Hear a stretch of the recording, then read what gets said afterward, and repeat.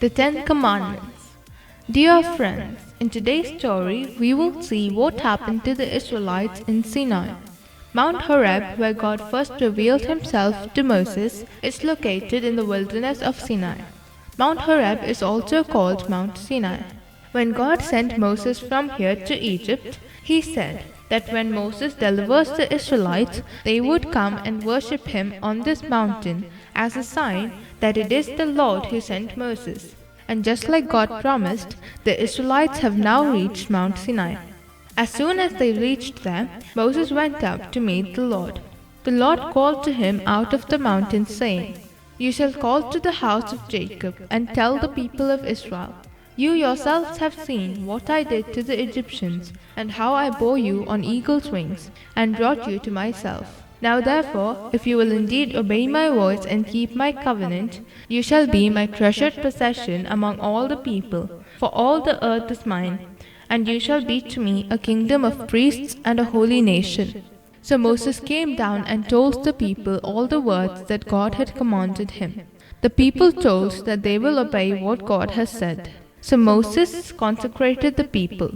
On the morning of the third day, there were thunders and lightnings, and a thick cloud on the mountain, so that all the people in the camp trembled.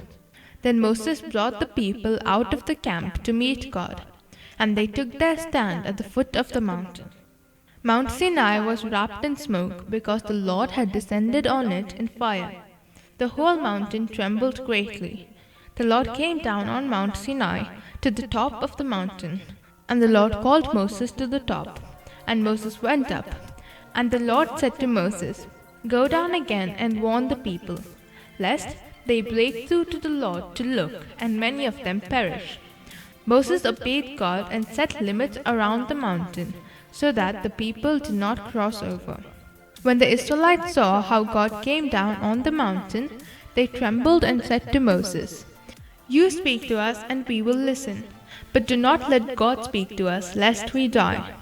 So Moses said to the people, "Do not fear, for God has come to test you, that the fear of him may be before you, that you may not sin."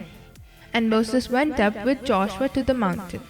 Then Moses asked Joshua to wait at a place and continued to the top of the mountain, to the thick darkness where God was.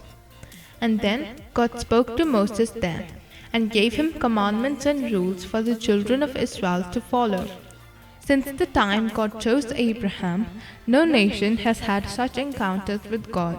So, when all the people saw the thunder and flashes of lightning, and the mountain smoking, the people were afraid and trembled.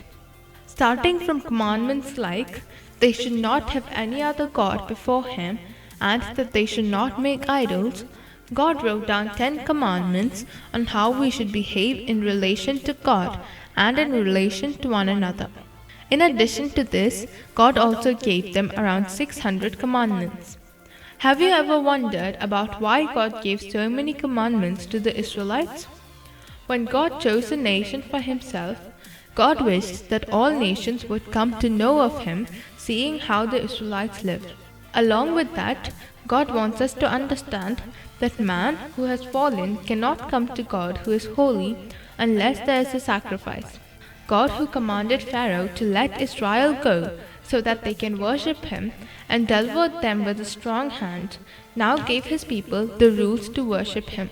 God gave all these commandments to Moses in 40 days. In the next story, we will see what the Israelites did in the valley in the 40 days that Moses was not with them. God bless you.